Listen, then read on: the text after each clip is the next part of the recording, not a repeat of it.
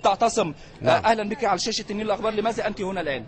علشان عيالنا يطلعوا براءه، عشان هم ما عملوش كده. مش ممكن اي حد بورسعيدي يعمل العمله ديت. اكيد في ناس تانية يدوروا على الناس اللي هم اللي عملوها الحقيقيين، مش ان الشباب الصغيره ديت واطفال وفي مدارس وفي كليات وطلعوا منهم كليات. المفروض يشوفوا الناس اللي هي عملتهم، اللي هي عملت الموضوع، اللي هم عايزين يهدوا بورسعيد، اللي عايزين يموتوا شباب بورسعيد، اللي عايزين يموتوا شباب زي الفل. مالهم في ايه؟ يعني مالهم لما بيعملوا كده في بورسعيد؟ يعني بورسعيد احسن بلد، كانت في الحرب وكانت في كل حاجه معاهم وفي مصر، وخيرها على الناس كلها، والناس رجاله عمرهم ما قاسوا حد ولا عمرهم عملوا اي حاجه وحشه. لا بيعملوا كده عمرهم ما يعني هم بيقولوا رجاله، يعني بتوعات البلد ما فيش رجاله. اهي دي كل دي بورسعيد مش رجاله؟ ارجل رجاله واحسن شباب. عمره بورسعيد ما عابت في حد.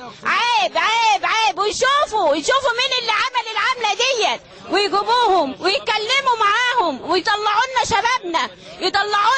شبابنا يطلعوهم. حرام عليهم. احمد معي احد المعرف لماذا هو معتصم الان امام سجن بورسعيد. انا عايز اقول حاجه واحده، عايزين ندور على الحقيقه المظبوطه، وندور على اللي بيعمل كده مين. الحزب الوطني اللي هو حاليا ماسك الدوله هو اللي عامل فينا كل ده. احنا خايفين من ايه؟ خايفين ان احنا نقول الحقيقه؟ لا حرام. مظلومه بورسعيد، مظلومه جدا جدا جدا. تفتكر مين اللي عمل الحادثه دي؟ انا بقولها لك، بقول لك الحزب الوطني الحالي اللي هو مسمى بالاخوان المسلمين. لا بورسعيد وشبابها عمره ما يعمل كده. عمر شباب بورسعيد ما يعمل كده. تتوقع ايه بكره في حكم المحكمه؟ ان شاء الله براءه. طب لو صدر الحكم عكس ذلك؟ يبقى بورسعيد كلها حرام، لا تسيب حقها ونبقى نلبس صرح لو عيالنا حصل لها حاجه.